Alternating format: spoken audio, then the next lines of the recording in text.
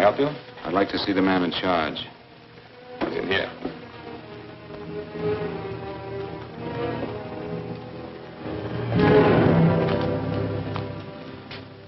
I want to report a murder.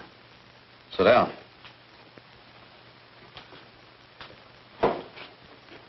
Where was this murder committed? San Francisco, last night. Who was murdered?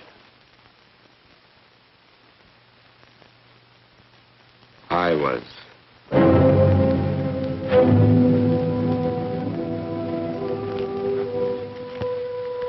Well, do you want to hear me out or don't you, Captain? I don't have very much time. Your name Bigelow? Frank Bigelow? That's right. Answer the San Francisco APB. Send it direct to Inspector Bannon at Homicide. Tell him we found Frank Bigelow. Go ahead, Mr. Bigelow. Well, this involves some other people, Captain. A number of other people. You tell it any way you like. I live in a little town called Banning out on the desert. It's on the way to Palm Springs. I have a small business there. Paula? Yes, Mr. Bigelow. Give me a copy of Miss Hollis's 48 tax return, will you? Oh, you better get the 47, too. Yes, Mr. Bigelow. I don't think we took any depreciation on that new equipment last year. No, we didn't. I remember you said we could include it all this year. Sure, we can. Hey, Frank. Yeah, well. Peterson says he wants a financial statement before he can give me my loan. Hello, Kitty. I will. Well, I'm leaving for San Francisco today, but I'll be back in about a week. I'll take care of it for you then. Sure is a scorcher, isn't it? Well, I've seen him worse. Well, have a nice time, Frank. Yeah, thanks, Will. Oh, why don't you come down to the place and let me give you another permanent? Makes your hair so much easier to manage in all this heat. I can't afford it right now. Maybe next month. Yeah, here it is. No, we didn't take it. Well, we can do it this year. You work it out any way you think best. Have a nice trip, Frank. Sure, Kitty. See you when I get back. Bon voyage. Why don't you come down anyway, Paula? We'll work out a deal on that permanent. Thanks. Maybe I will. Hello? Oh, hello, Mr. Hawkins. Just a moment. Do you want him to send your ticket over? No, I'll pick it up myself. No, never mind. Mr. Bigelow will pick it up at the station. Bye.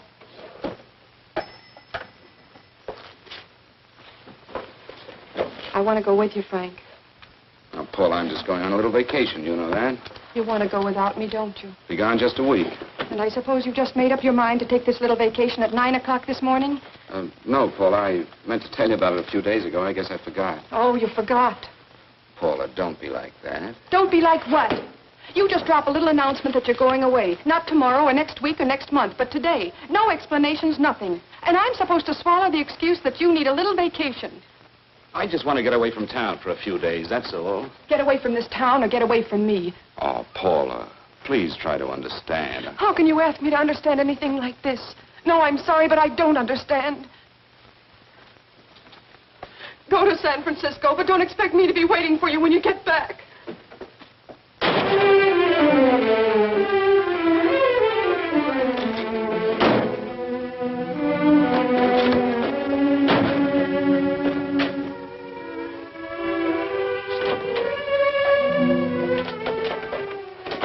Paula, please, Paula.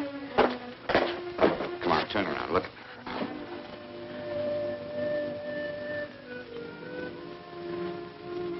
Come here. Why do you do this to me, Frank? Why can't you be honest with me? As honest as I am with you? Do you have to go? I have to go, Paula. I know what I'm doing. All right, go. Go anywhere you like. You can go to blazes for all I care. Paula. Paula. Yes, I know. I'm being foolish. Come here.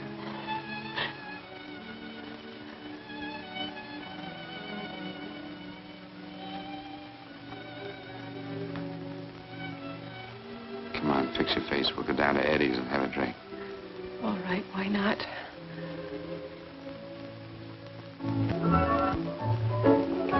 Hi, Paula. Hi, Eddie. Give us a couple of cold beers, will you? Coming up. Hi. Come on.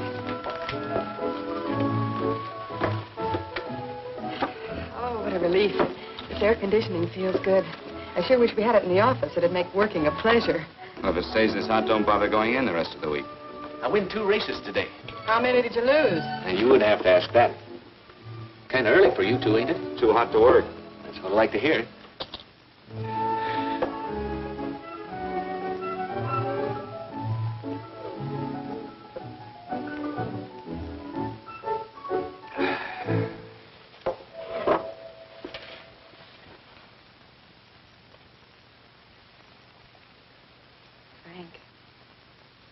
You'll take me with you, won't you?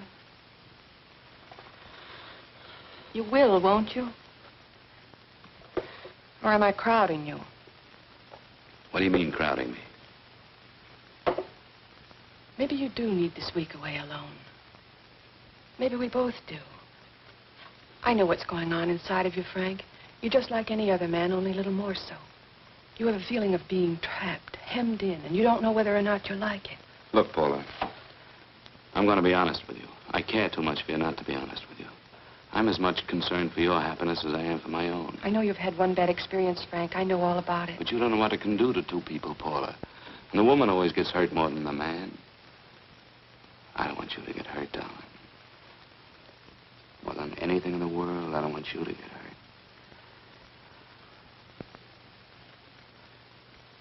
Want to hear some music? All right, Frank. Got a couple of nickels, Eddie? Yeah. This won't bother you, will it? No, next result doesn't come in for half an hour.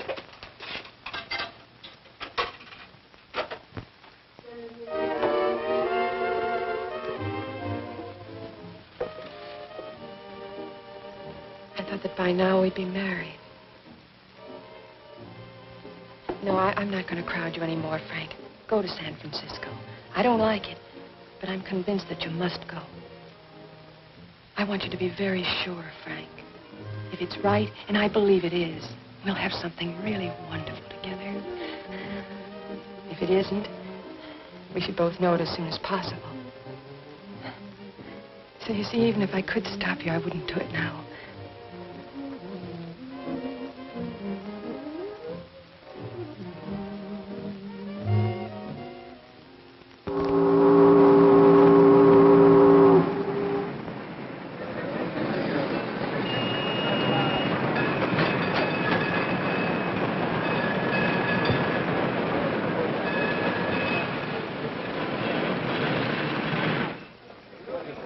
Yes, sir. My name is Bigelow. I have a reservation. Yes, sir.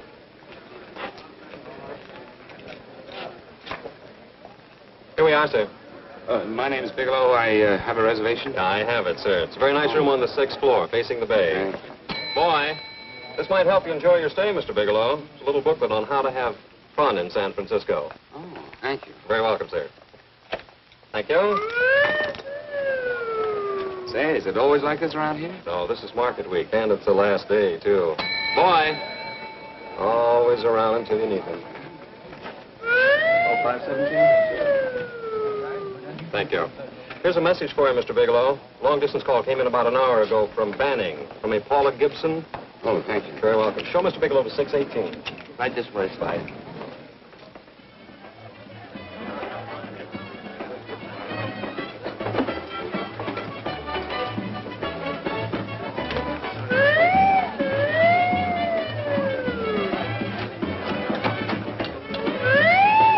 Right this way, Mr. Bigelow.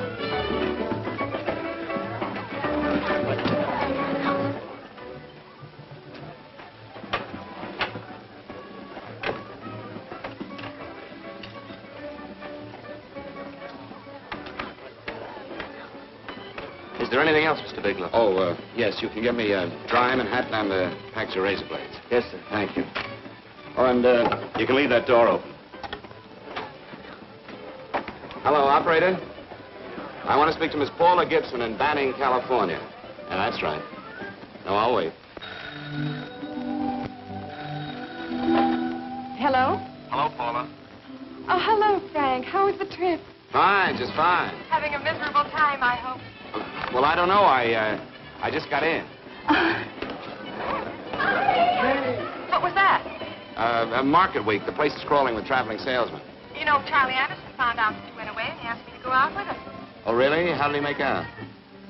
I'm considering it. Is that what you called to tell me? I'll have you know that this call is strictly business, Mr. Bigelow. Did a Mr. Phillips phone you? Eugene Phillips of Los Angeles. No. He will. He phoned the office 3 times today. Said that he wanted to get in touch with you immediately. He said it's most urgent and imperative that he reach you at once. What did he want? I don't know. But he sounded deep, dark, and mysterious and quite agitated about something. Phillips. Have we ever done any business with him? Not unless you've been keeping it a secret from me. I looked through all the accounts.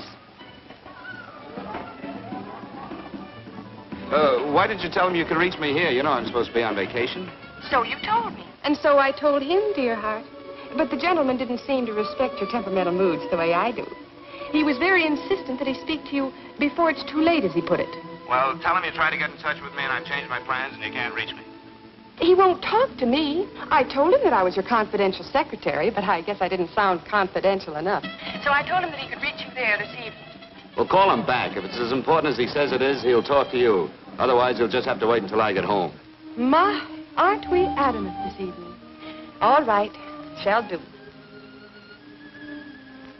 And Frank, Yeah? I don't quite know how to say this. Say what? Well, what I want to say is that there's nothing you can do that you ever have to feel guilty about. Oh. Sure. Thanks, Paula. I'll call you tomorrow. Right.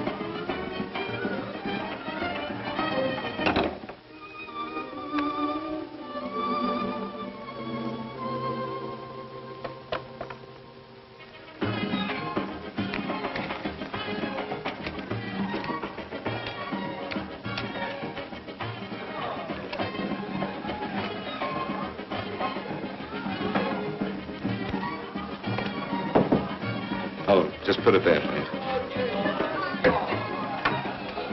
You can keep the change. Thanks very much. Say, how long has this been going on? Oh, it's been a madhouse all week, but they check out tomorrow. Oh? I thought you were with them. No, I'm just here on a vacation. Why does everybody come to San Francisco and tear loose? Excuse me. Say, I'm awfully sorry to bother you, but would you mind if I use your telephone? No, go right ahead. I'm just across the hall here. One of the boys is using my phone, and he's been on it for a half hour. I just want to call downstairs. Yeah. Thank you. Room service, please. Hey, things really picked up the last few days, didn't they? You right at much business? Well, I'm not here on business. Oh, room service? It's Mr. Haskell in 617. Yes, that's right. Would you send up 3 more bottles of bourbon and 2 scotch? Yeah, that's right. Oh, and some more ice, too. Yeah. All right, thank you. You here all alone? Yes, I just got in town. Well, why don't you join us for a drink? Well, I don't want to barge in on your party. Oh, nonsense. It's not a party. Just a few of the boys entertaining some buyers. You know, the usual thing. A few drinks and some laughs. It's no party. Come on. Well, come on. All right. I know what it's like to be all alone in a strange city. I'm Sam Haskell. I'm Frank Bigelow. You think some of these guys never been away from home before? Yeah. Hey, quiet down a second. Hey, will you quiet down a second? I want you to meet Frank Bigelow. Hello.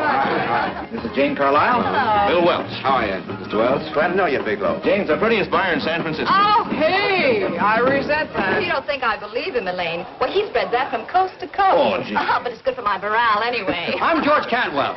Glad to know you, Mr. Bigelow. Bigelow, yes. Right at much business? He's not here on business. Oh? Well, Well, why don't you get the man a drink before he dies of thirst? how about a little bourbon? Well, that's fine. Bourbon it is. Of course, Mr. Wallace. Yes, Mr. Wallace. But, Mr. Wallace, I'll need at least a week in Cleveland to visit all my accounts. I can't figure on being in Philadelphia until the 17th. Eddie, will you get off the phone? I want you to meet Frank Bigelow. Oh, hey, That's his boss. He's been trying for an hour to get his expense account boosted. Yeah, the way this guy holds on to a dollar, you'd think they weren't printing them anymore. Yes, Mr. Wallace. I'm leaving here the first thing in the morning. Yes, sir. Oh, keep your hips loose, Harry, like this. Oh, yeah. How's he doing? Oh, there's nothing wrong with Harry Drummer. The 2 years ago, the Murrays wouldn't shoot. Hey, now, wait a minute. I was doing all right there. This is Sue and Harry Brandon. Hello, good to sir. meet Glad you. How are you? Where'd you find her, Sam? On a dance marathon? Bourbon. Really? Oh, thanks. Say, I'll bet you could do the rumba. Well, a little, but I'm kind of rusty. Anything would be an improvement after Harry. Oh, how do you like that? Well, here goes. Hey, you're good. Oh, my wife, she's a good dancer, isn't she, Bigelow? Oh, yeah. Fellas, I thought you were going to show us a good time tonight. Is this doing the town? That's right. We practically bankrupt our stores to buy everything you've got. Then you keep us in this hotel room. I agree. This is my last night to howl before I go back to being a dutiful housewife. Well, it looks like we're stuck, boys. This is where we blow all our commissions in one night. And you're coming with us, Bigelow. Oh, no, thanks. You run along. I've got to get unpacked and have dinner. Oh, no, you're not going to get away from me. Now that I found a man who can dance, I'm going to hang on to it.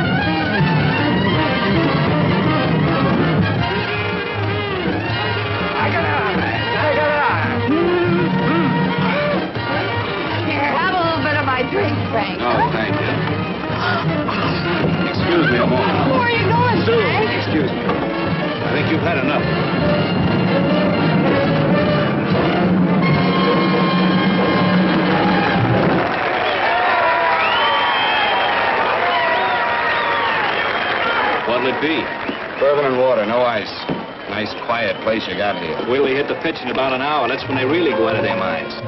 Who's the blonde? Oh, she's one of the chicks that hangs around here. She's jive crazy. Come again? Oh, you ain't hip, pal. Jive crazy means that she goes for this stuff. Just between you and me, I don't get it either, but I gotta listen to it. They're all connoisseurs, music lovers. Me, I like Guy Lombardo. What's the matter with him? Oh, he's flipped. The music's driving him crazy. Come down, Jack. Oh, don't buy me, man. I'm being light. Is the blonde alone? Oh, sure, society. She always comes in alone. Drives a big convertible, wears a mink coat, but knows everybody. But she always comes in alone. Thank you. I wanted to kiss you. I tried to... Give me another blast, Leo. What's your story, Jeannie? Easy.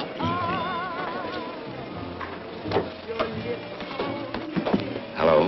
Easy. Dig the fisherman. Oh, that's really silk, isn't it? Can I buy you a drink? Sure thing. Give me a blast, Leo. Leo, I left my blast at the other end of the bar.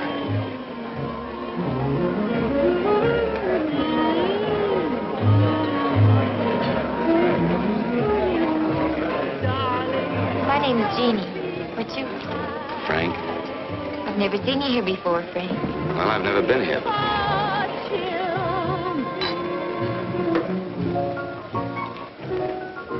This isn't mine. Mine was bourbon. Well, sure it is. You saw me pour it. Give me a fresh drink. Anything you say. Oh, listen to that piano. Feel those vibrations.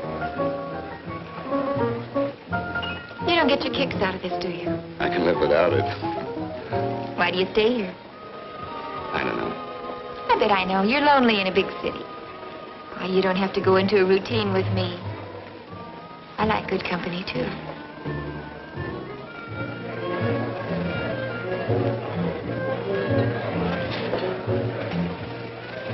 Say, there are some people there I want to avoid. Couldn't we get out of here? Let me think about it. Oh, come on. How about going somewhere else, then? Why don't you meet me later?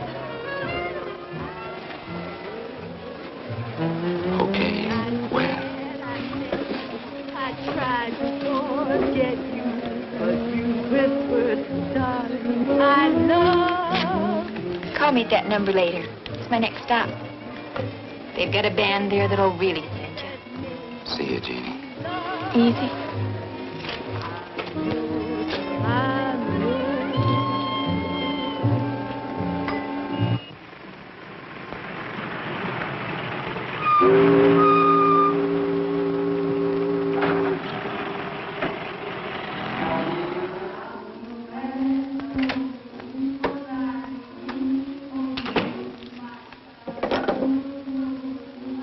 Never mind, operator.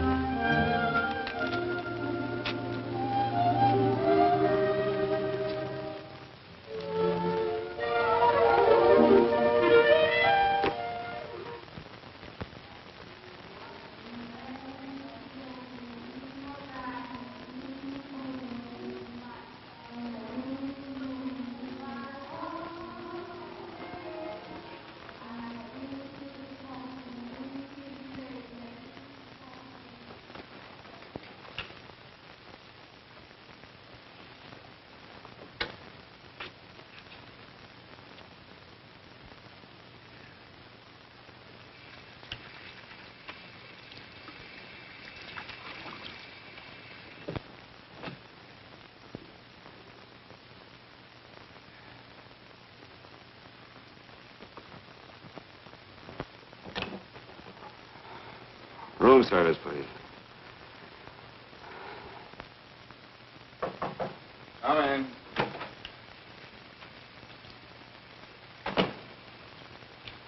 Be right with you, waiter. Yes, sir. Rest well, sir? Yeah, sure. May I? Go ahead. It's on there for you. Thank you, sir.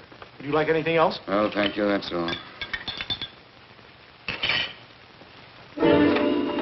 Waiter.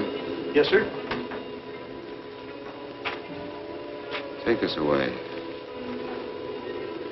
Is there anything wrong, sir? No, just take it away. I don't even want to look at it.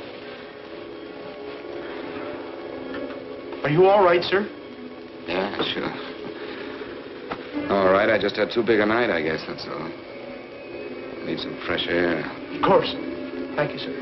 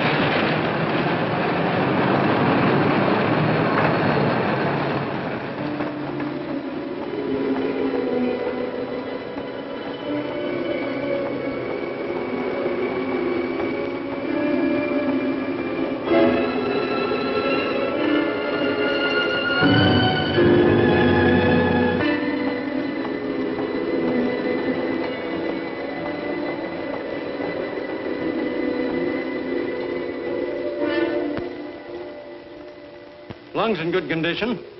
Blood pressure normal. Heart fine. Well, it's a good thing everybody isn't like you, Mr. Bigelow. Put us doctors out of business. I'm glad to hear it, Doctor. I was a little worried. Don't let a little bellyache worry you. Could be just the change of climate. Well, it isn't exactly an ache, Doctor. It's kind of hard to describe the feeling. Maybe it was the drinks I had last night. I might have mixed them too much, huh? Let's have another look at that throat. You may finish dressing now, Mr. Bigelow.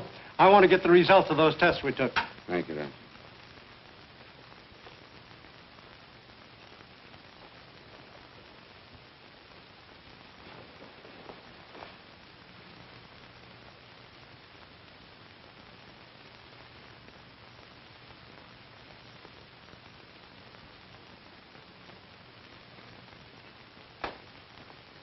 Mr. Bigelow, this is Dr. Schaefer. Hello, Doctor. How are you? Sit down, Mr. Bigelow. According to the information you gave Miss Wilson, you're not married, Mr. Bigelow. That's right. Do you have any relatives, family, anyone in San Francisco? No, no one. I don't know a soul in San Francisco. Where is your home? What is this, Doctor? Why all the questions? You're a very sick man, Mr. Bigelow. Sick? But you told me I was in good shape. Yes, I know. But my preliminary examination didn't reveal your true condition. You sound as if it's pretty serious, Doctor. It's extremely serious. I want you to understand that we wouldn't tell you something like this unless we were absolutely certain. Well, of course, of course. You must steel yourself for a shock, Mr. Bigelow. Well, go on, Doctor. What is it you're trying to tell me? Our tests reveal the presence in your body of a luminous toxic matter. What is that exactly? A poison that attacks the vital organs. Poison? We have no alternative but to tell you this. Your system has already absorbed sufficient toxin to prove fatal. I wish there was something that we could do. What do you mean, wish? You mean there's nothing? There is nothing anyone can do. This is one of the few poisons of its type for which there is no antidote. Well, this is fantastic. This is the most ridiculous thing. You don't have very long. What do you mean? A day, possibly a week, 2 weeks at the outside. It's hard to say exactly. Well, this is impossible. I don't believe it. You've made a mistake. That's it. It could be a mistake, couldn't it? You have made a mistake, haven't you? Answer me. Dr. Schaefer is an authority on toxicology. Been no mistake, Mr. Bigelow. Do you realize what you're saying? Well, you're telling me that I'm dead. Do you think you can explain my life away in just a few words? Why, I don't even know who you are. Why should I believe you? You must calm yourself, Mr. Bigelow. We want to offer you every assistance that we... Assistance? Who wants your assistance? Who wants anything from you? You're nothing but a couple of phonies. Why, I think you're crazy. That's it. You're crazy. The both of you. You're crazy.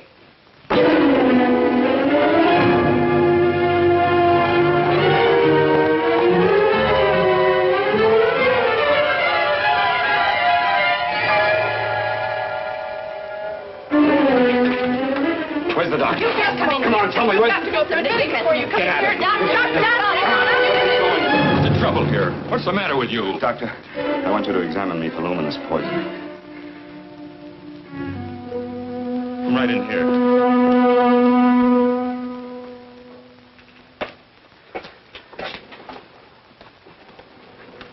Yeah, you've got it all right. Your system has already absorbed it. Are you sure, Doctor? Are you absolutely certain? Couldn't there be some mistake?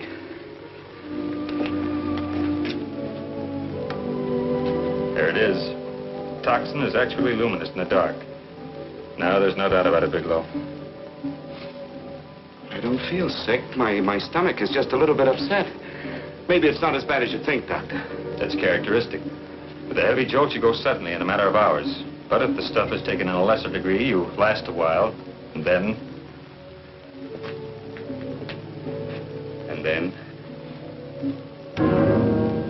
Give it to me straight, Doctor. Well, a number of things are involved. The systemic condition of the individual, the amount consumed, exertion. Yes? You won't feel too badly for a while. Then it will happen suddenly. A day, 2 days, a week at the most.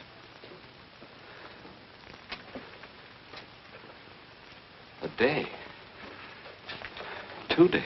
There's nothing that can be done now. If it had been caught in time, your stomach could have been washed out. But you've had it in you for some time now. For at least 12 hours, haven't you, Bigelow? I don't know. You don't know? No. Don't you know how you got it? No. This is no accident. Somebody knew how to handle that stuff. That wax is tasteless and odorless. The amount of alcohol in your body, you must have got it in liquor. I was drinking last night. Arrange for your admission to the hospital immediately. Of course, I'll have to notify the police. This is a case for homicide. Homicide? I don't think you fully understand, Bigelow. You've been murdered.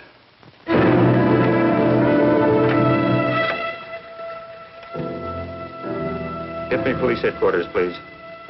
Homicide Bureau.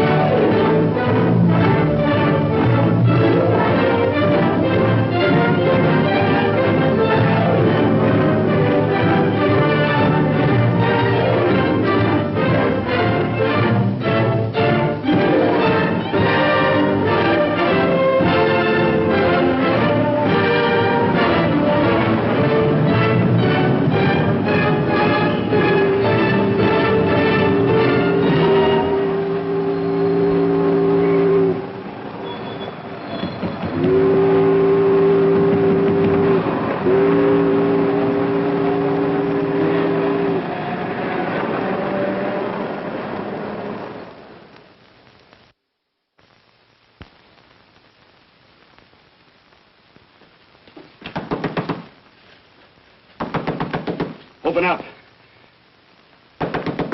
Open this door, I tell you. Open it up or I'll break it down. Where are those men? Where are those men who were here last night? I don't know. There are no men here. Please go away. Don't lie to me. Where are they? Mister, this lady just checked in. Those men aren't here no longer. They checked out the hotel early this morning. Checked out? Please go away. I'm sorry. I'm terribly sorry.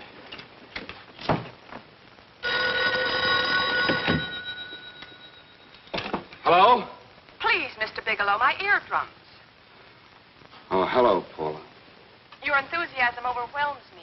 Why haven't you phoned me, or is there a quota on telephone calls up there? I'm sorry. I've been busy. I'll bet you have. Visiting the museums, no doubt. What's happening up there that's exciting or different? Nothing, not a thing. I'll bet you missed me, but you're too stubborn to admit it. Sure. You know, if you'd like me to come up, I can pack a toothbrush and leave right away. No. Well, you don't have to snap my head off. You could at least make a pretense of missing me. I'm sorry, Paula. Of course I miss you. Listen, Paula, Paula, it's just that I don't feel like talking now. I'll call you later. Don't strain yourself. You phone me sometime when you feel more like talking. Oh, by the way, I called that Mr. Phillips back. Phillips? Yes, you know, the man that tried to reach you. Well, I'm afraid you'll never know why it was so important that he speak to you. His office said he died yesterday. Frank, are you there? Did you hear me? Died? When? Yesterday. So you won't have to bother your little head about him anymore. You can just go ahead and have fun. Paula, what did he die from? Do you know? I suppose he died from whatever people usually die from. Well, didn't they tell you? Don't you know? What are you getting so excited about? You said you didn't even know the man. Listen, where's his office located? What difference does it make? You can't talk to him now. I told you the man's dead. Paula, will you stop talking so much and tell me where his office is? All right. It's the Phillips Importing and Exporting Company, Bradbury Building, Los Angeles. Bradbury Building, Los Angeles. That's right. Say, this is really a switch. Listen, if you want to reach me, I'll be in Los Angeles. Are you out of your mind? I'm sorry, Paula. I've got to hurry. Wait a minute. Where in Los Angeles? The Allison Hotel. Goodbye, Paula.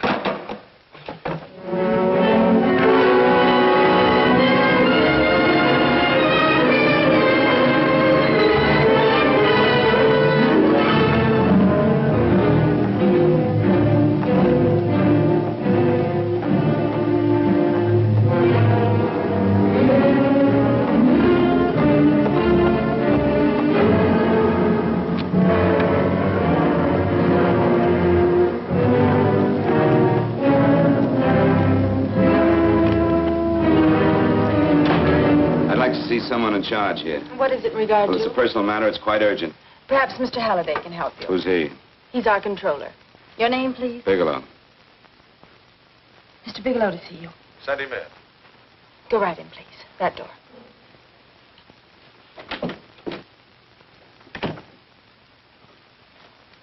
Mr. Bigelow? How are you, Mr. Halliday?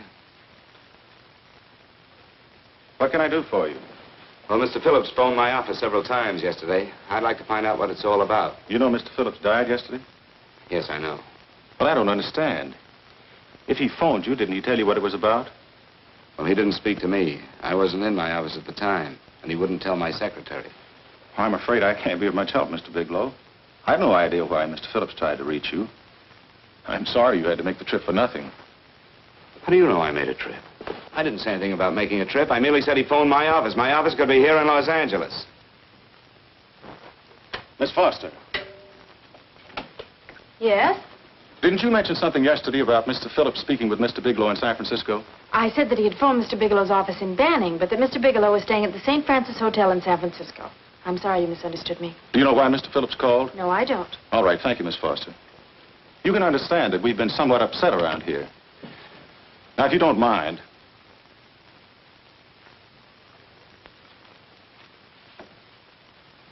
Did Mr. Phillips have a wife, family, anyone that could help me? you can't intrude on people at a time like this just to satisfy some curiosity. It isn't just curiosity. Then I suggest you wait a week or so. I can't wait. Well, I'm sorry you'll have to. Well, there's always a phone book. You're a pretty aggressive fellow, Bigelow. Are you quite sure that this is as important as you make it appear to be? It's important. Mrs. Phillips lives at the Sunset Arms Apartments. Thank you. I needn't tell you she's under a strain. I suppose you're capable of using a little more tact with her than you demonstrated with me. I think I can handle it. By the way, what was the cause of Mr. Phillips' death? Suicide. He leaped from the balcony of his apartment.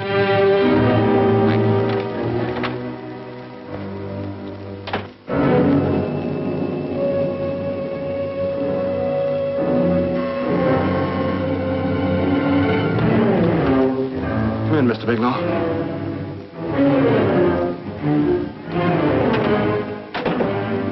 I'm Stanley Phillips, Eugene's brother. Halliday phoned that you were coming.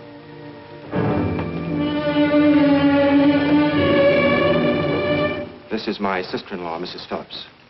I'll try to make this as brief as possible, Mrs. Phillips. I'm afraid I can't be of any help to you, Mr. Bigelow. I haven't the slightest idea why my husband wanted to speak to you. Well, I guess Halliday covered just about everything. Did your husband ever mention anything about me, Mrs. Phillips? Anything at all? No, I can't recall Eugene ever having mentioned your name.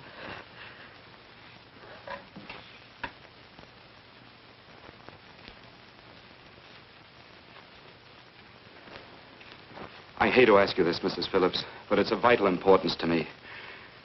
Do you know why your husband committed suicide? Oh. You're certainly not the most diplomatic person in the world, are you, Bigelow? Were you a friend of my brother's? I never met him.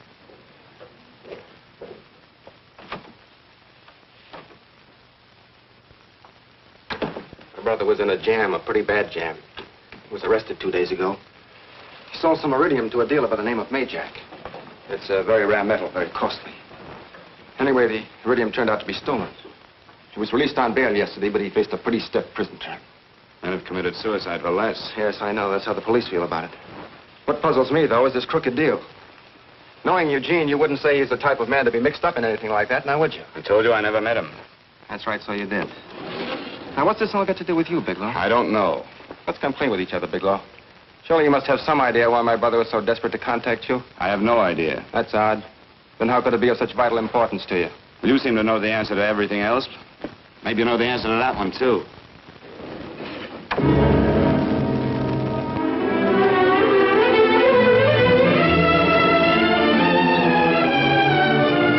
There's a message here for you to call operator 82 at Banning. Oh, thank you. Show Mr. Bigelow to room 821. Say, would you have the operator put this call through to my room right away? I'll take it up there. Thank you. Hello, operator. Yeah, I'll call you if I need anything. Thank you, sir. Hello, Paula? Well, Sinbad, I'd just about given you up for lost. Do you mind telling me just why you rushed down to Los Angeles? I can't explain it to you just now, Paula. I just can't explain it. What's going on, Frank? You don't even sound like yourself. Well, I'm just a little tired, Paula, that's all. But I miss you. Oh, Frank. I can't tell you how good it is to hear you say that. And here I was worrying that I'd lost my charm. When are you coming home, Frank? Soon, Paula. I'll be home soon. I'll go right out and get myself a permanent so I'll be pretty when you see me. Hey, guess what? I found that Phillips name in your notarial ledger. Notarial ledger? Yes, of all places. I remember now I made the entry myself. You had notarized a paper one morning before I came to work. What kind of paper was it? A bill of sale for a George Reynolds made out to Eugene Phillips of Los Angeles. So you see, I was right. We hadn't done any business with Phillips, only indirectly. What was the bill of sale for? A shipment of iridium, whatever that is. Iridium? You mentioned at the time that this fellow Reynolds had made some kind of a deal in Palm Springs, and he stopped in your office early in the morning on his way north to have it notarized. Wait a minute. Wait a minute, George Reynolds. That was about 6 months ago, wasn't it? That's right, 6 months ago. Thanks, Paul. Oh, goodbye. Goodbye. Hello, operator. Get that number back for me.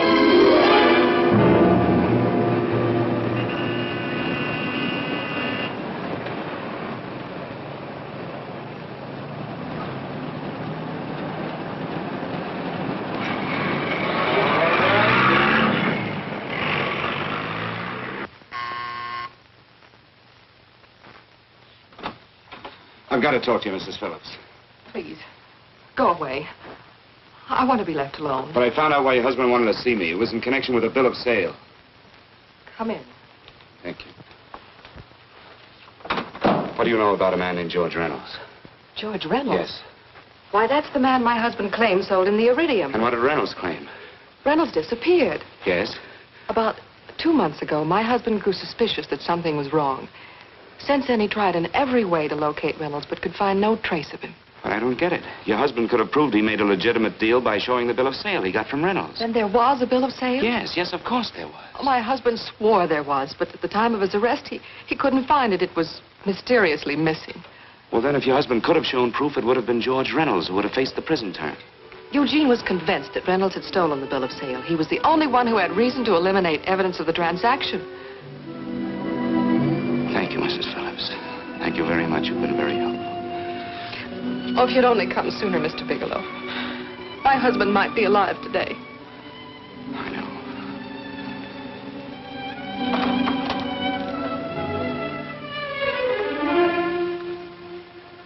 The only thing that puzzles me, Miss Phillips, is that you haven't asked how I knew there was a bill of sale.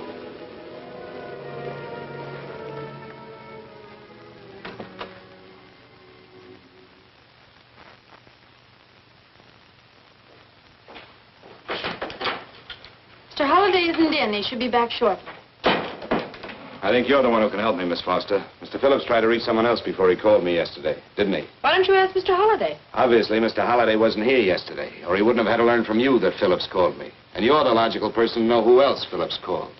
I don't believe that's any of your business, Mr. Bigelow. Don't think you're revealing anything confidential, Miss Foster. I know that he tried to reach somebody else. Mrs. Phillips told me. You're bluffing, Mr. Bigelow. I don't know what you're after, but you're trying to trick me. Mrs. Phillips didn't tell you a thing. How do you know that? Mrs. Phillips knows nothing about it. She doesn't. Well, why wouldn't she? Wait a minute. I was talking about George Reynolds. Who did you think I meant? Just who is it that Mrs. Phillips doesn't know I about? told you before, that's none of your business. All right, young lady, I'm going to give it to you straight. Phillips was murdered. Murdered? I don't believe you. He told me because he needed me to clear him. Phillips was innocent. Innocent men don't have to jump out of windows. Murdered? Just who are you trying to protect, Miss Foster? Why are you so afraid to tell the truth? I'm not protecting anybody. I haven't any more to say. All right, young lady, listen to me. This thing is going to explode wide open. If you've got nothing to hide, you better start talking. Or maybe you are mixed up. No! Well, then, come on. Mr. Phillips called Marla Rakubian. He went to see her yesterday morning. Who's Marla Rakubian? She's a model. She and Mr. Phillips used to be quite friendly, but he hadn't been seeing her for quite some time. Come on. The last couple of months, he'd been trying to locate her and finally learned where she lived yesterday morning. When he returned from seeing her, he was terribly upset and excited. That's when he had me put in the calls for you. When he couldn't reach you, he went home. The last time I saw him alive. Give me Marla Rakubian's address. I don't think Mr. Phillips realized I was aware of his friendship with Marla Rakubian, and out of respect for him, I never intended to tell anybody. I had no idea that she had anything to do with the trouble he was in. I admire your discretion, Miss Foster. You know, you must be pretty friendly with Stanley, Miss Foster. He knew how desperately his brother tried to reach me yesterday, and he wasn't even here at the time. And now you seem to know all about what happened in Mrs. Phillips' apartment.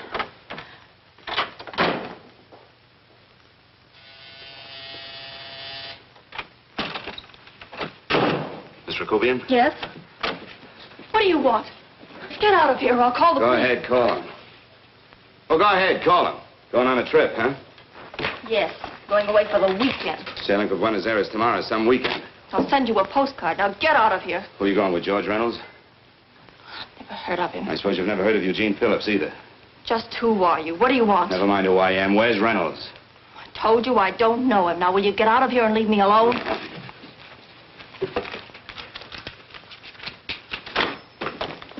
So you never heard of George Reynolds, huh?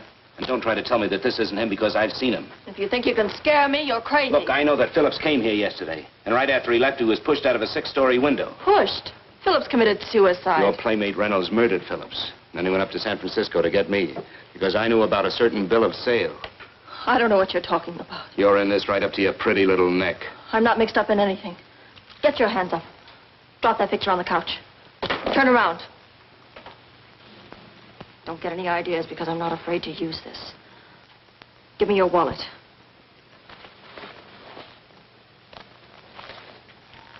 Frank Bigelow, Hotel Alex. All right, now where's Reynolds? I don't know. I don't know where he is. Is that what you told Phillips yesterday? I told him exactly what I'm telling you. I haven't heard from him in months. Yeah? You're mighty careful of the picture of a man you haven't heard from in months. What does the Ray stand for? It was a pet name. Do you mind? Oh, it sounds very cozy, Miss Rakubian. You and Reynolds call each other pet names while you make a sucker out of Phillips. Phillips made the deal because he wanted it. Yeah? I'll bet you weren't above using what it takes to help make him want it. Who's paying for this trip? I am. Really? A first-class trip to Buenos Aires on a model salary. Don't make me laugh. Since you and Reynolds aren't seeing each other anymore, you don't mind if I keep this to you? If I were a man, I'd punch your dirty face in. No, I really believe you would. Oh, I almost forgot. Your tickets. Don't be surprised if I'm there to see you off.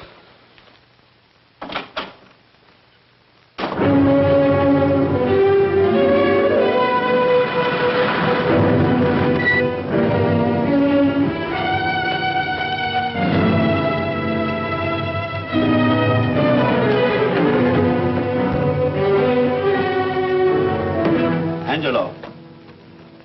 Angelo! Oh, Angelo. Do you remember taking this picture of George Reynolds? I take so many pictures, I can't remember them all. This gentleman is a friend of his and would like his address. We have no card on him. I don't think we ought to do that. He's willing to pay $20 for it. That's the paper we used last year. Of course, you understand, we usually don't give out the information about our clients. I know, you're a couple of high-class fellas. Thank you. Revealing anything confidential is against the ethics of our establishment. That's right. Honesty is the best policy. Of course. But in your case, inasmuch as you're a personal friend of Mr. Reynolds... Thanks. I knew you'd come through. Got it. Here it is. We don't have his address. He must have called for the picture. But he couldn't have been a very good friend of yours, mister. Because his name is not George Reynolds. It isn't? Well, what is it? It's a... Oh, huh? Oh. Here. It's Raymond Rakubian. Rakubian? What's so unusual about that? The picture's signed Ray, isn't it? Yeah. Yeah.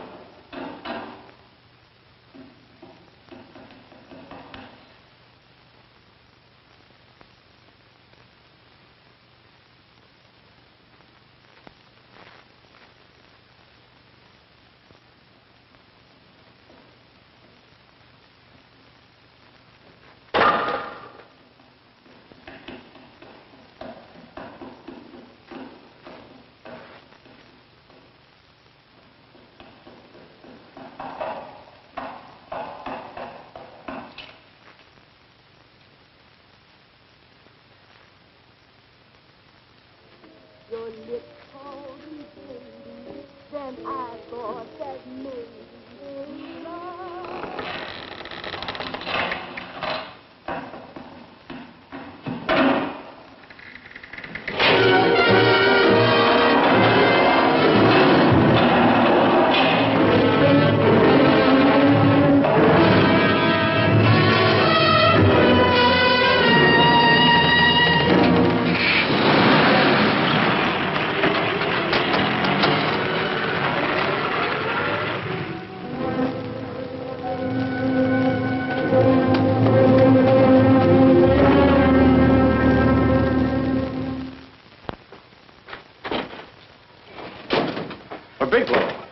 Are you all right? Can I get you anything? No, thanks. Do you know this man? No. No, I don't think so. Are you sure you've never seen him? I'm quite sure. Does the name Raymond Rakubian mean anything to you? No, I never heard of him. Why? He also uses the name George Reynolds. This is Reynolds? That's right. Well, where can we find him? That's what I want to know. Tell me something, Halliday. You're the controller here. How come you didn't know about that bill of sale? Phillips made that deal before I came to work here. Yeah, but you still keep records, don't you? For some reason, which is none of my business. Phillips preferred to keep that among his personal papers. Now, does that answer your question? You came in here today asking for some information that you needed, and I tried to be as cooperative as I could. But now you're beginning to annoy me. So get out before I throw you out.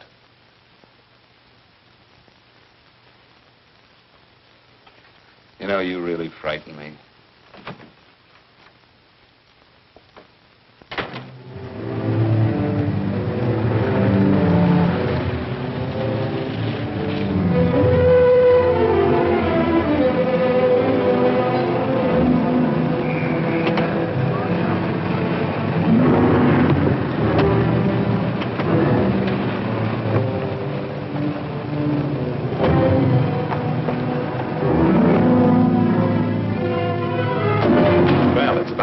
showed up, Bigelow.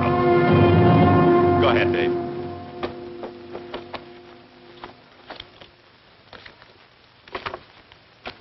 Real cute, ain't you, Bigelow? Just real cute. Paula didn't lose much time getting a hold of you guys, did she? Shut up. Let's go, Bigelow. Look at him. He can't take it.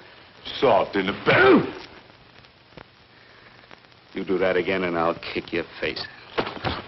Lay off, Chester. Cut it out. Shut up! Who asked you? Better let him answer. The clerk might know he's in. Go ahead, Bigelow.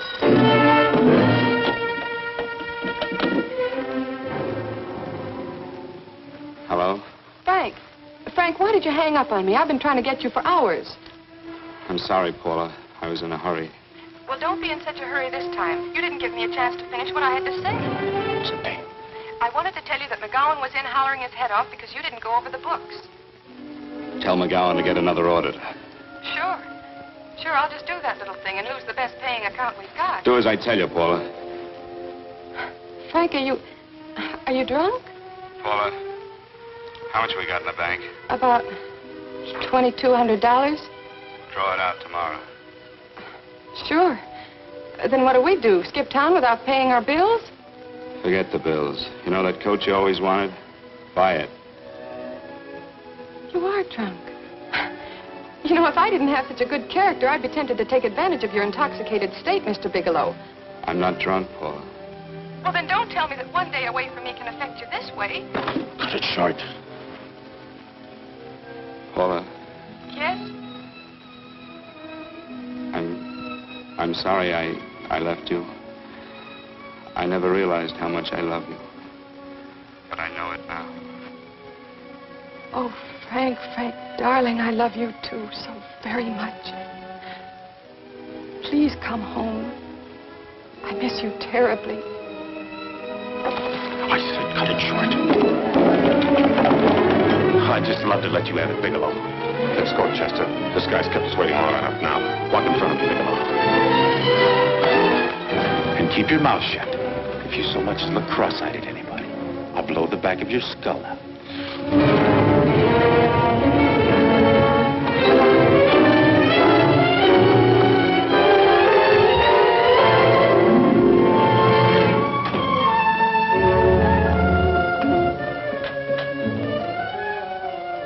Bigelow's real cute.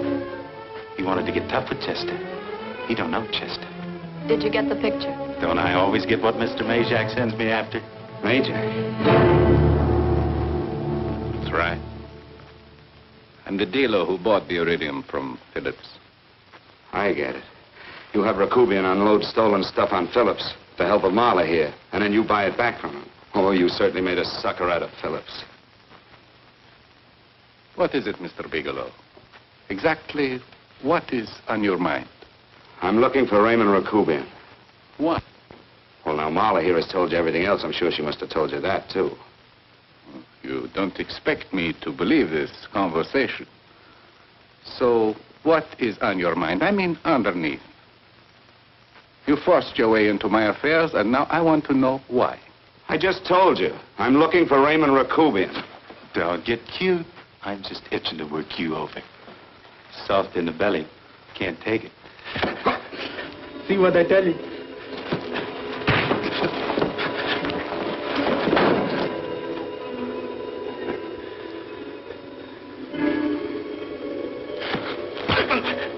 Can't do that to Chester. I'm going to blow your guts out. Easy. Lay off, Chester. Not now. Look at him. He's so scared of Chester, he'd talk now. He's not afraid, Chester. You can tell from a man's eyes when he is afraid. Look at his eyes.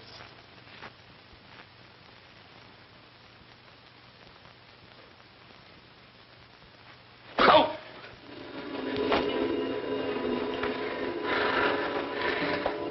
I'm telling you, Majak, you better keep him away from me or he's really going to have to use that gun. Go away, Chester, please.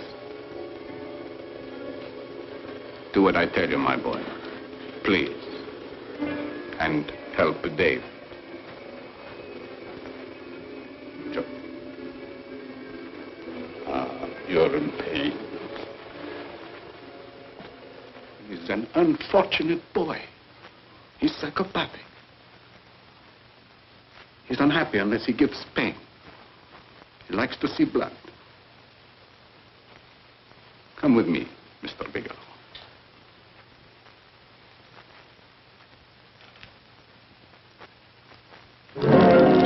Raymond Rakubian was my nephew. He could not possibly have tried to kill you. He's been dead 5 months.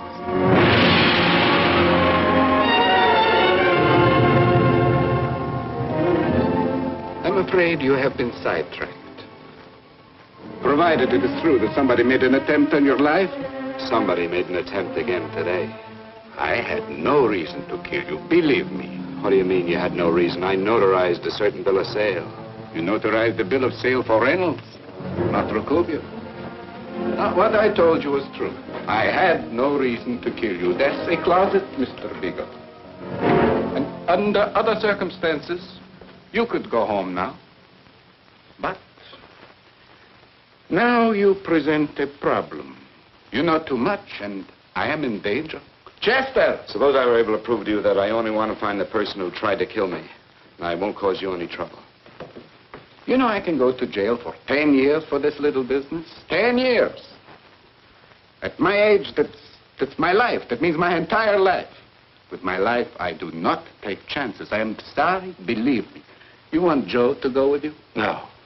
Just Bigelow and me. And baby makes 3. But Major...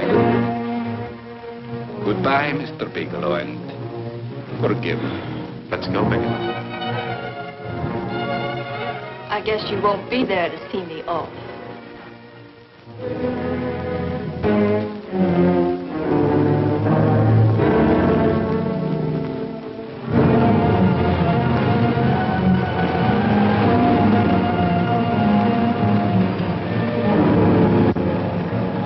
You tried to make a boob out of me in front of Major. You shouldn't have done that, Bigelow. I don't like that. I'm going to enjoy this, Bigelow. I've done jobs like this before. I knocked off guys I could like. But I don't like you, Bigelow. I never liked that puss of yours from the minute I seen it. Yeah. I'm going to enjoy this.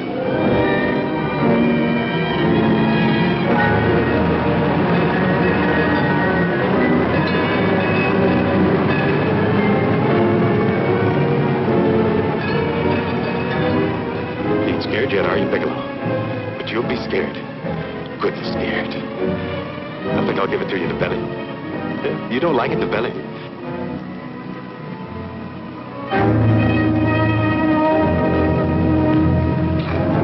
Good. Try it. I'd just love you to try it, Bigelow. Why don't you try it? Go ahead.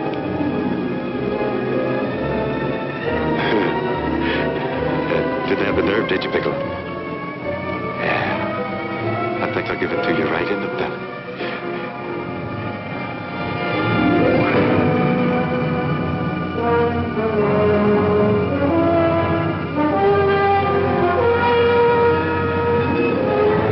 It takes longer when you get it in the belly. It's nice and slow. That's the way I want to see you go, Bigelow. Nice and slow.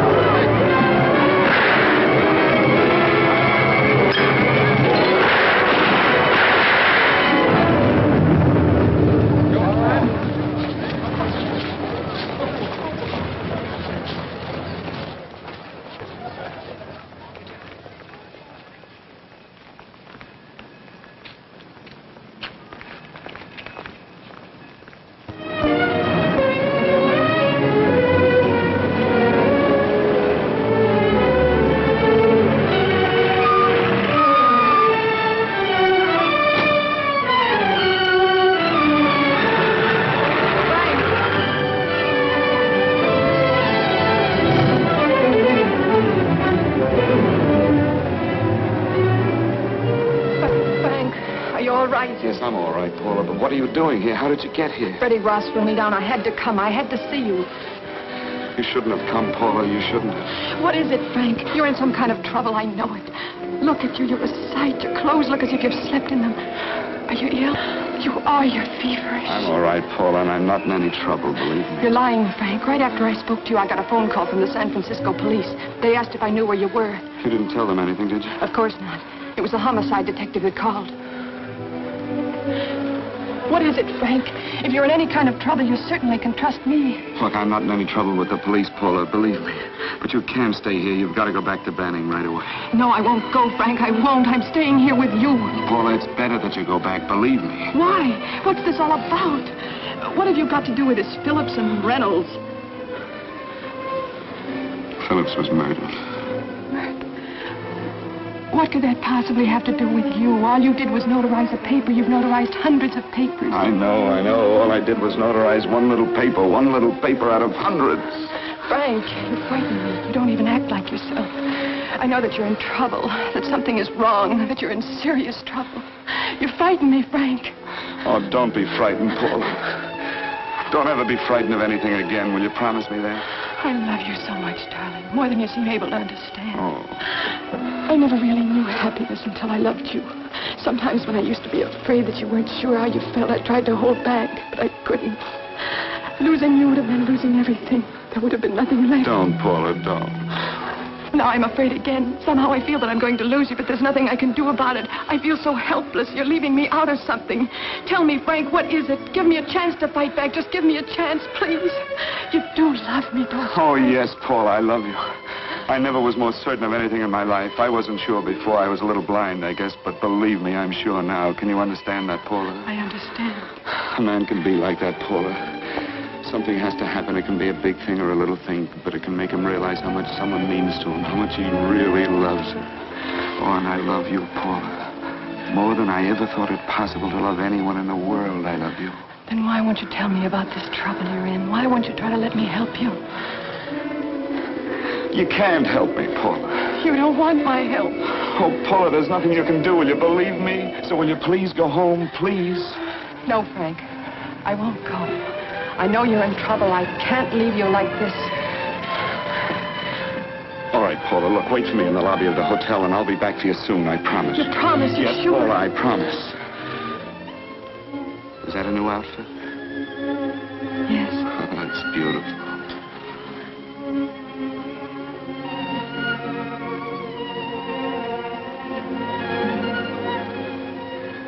You'll come back to me, won't you, Frank?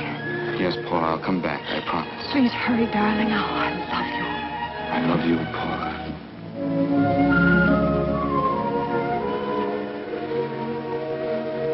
Goodbye, Paula.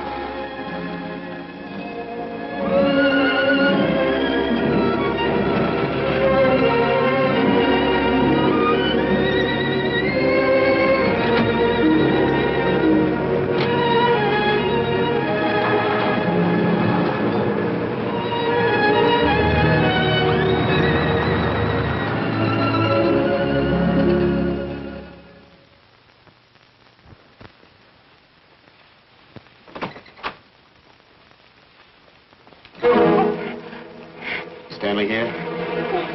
You sure? All right, get in there. Now get Stanley on the phone. Tell him to come over here right away. Use any excuse you want. What are you going to do? What was Stanley going to do when he used me for a clay pigeon today? I don't know what you're talking about. Don't act innocent with me. I fell for that once. I don't know what you mean. I told you everything you wanted to know this morning. Yeah, you told me just enough so I'd get sidetracked and wouldn't know that Stanley was the one I was after. Stanley? Oh, no. You and Stanley have been together on this from the start. Now, come on, get on that phone and call him. Don't let him know I'm here. Bigelow.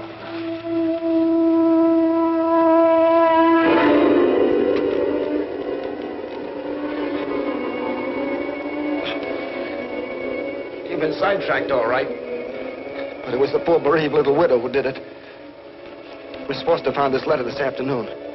It's in my brother's desk at the office. It's postmarked 2 years ago. It isn't exactly the kind of a letter that a married woman gets from a casual friend. But I'm sure my brother wasn't aware that they were so well acquainted when he hired Halliday. What's the matter with him? out right since dinner. Where did he have dinner? At Mrs. Phillips' apartment. Halliday was there, too, and Stanley confronted them with that letter. Do you have anything to drink? Yes, why? How long ago? Half an hour ago, just before I came here. Miss Foster, get on the phone, call the emergency hospital. Have them get an ambulance over here right away. What?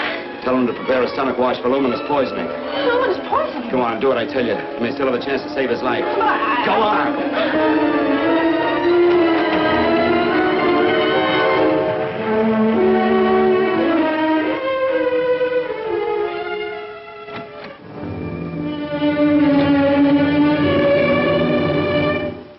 I found George Reynolds, Mrs. Phillips. He's been dead for 5 months. Then he didn't steal the bill of sale. No, he didn't. But you could have stolen it. How dare you?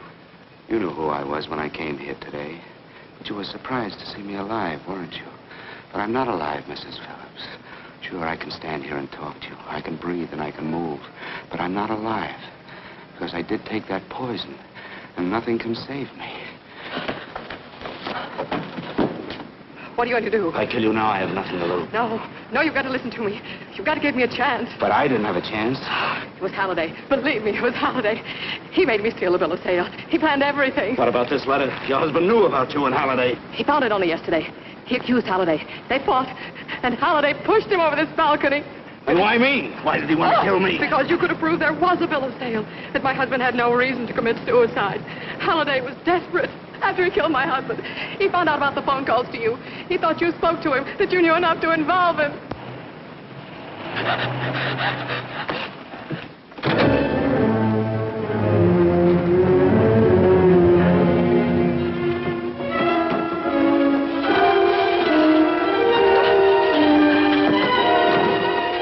Where's Halliday? Where is he? He's in the office. This time you don't want him.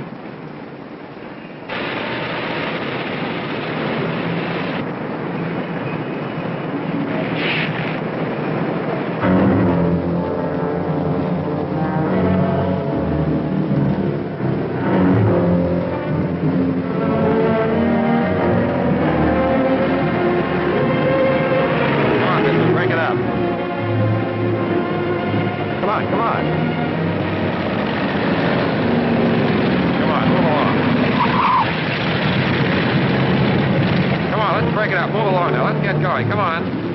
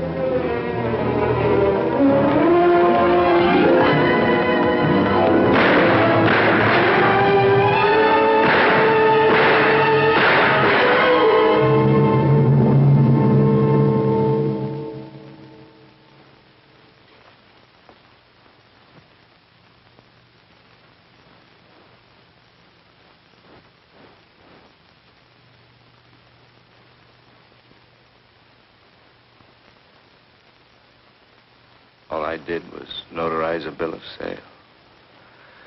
But that piece of paper could have proven that Phillips didn't commit suicide. He was murdered. And that's why Halliday poisoned me.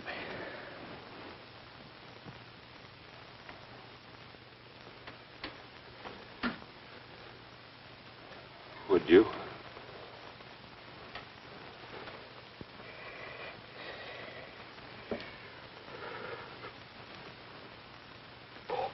Paula.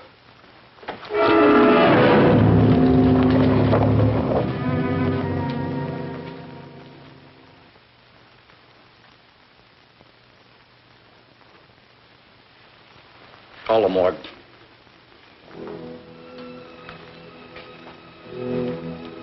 Johnson, you go to the Allison Hotel, find Paula Gibson. Don't tell her anything. I'll break it to her.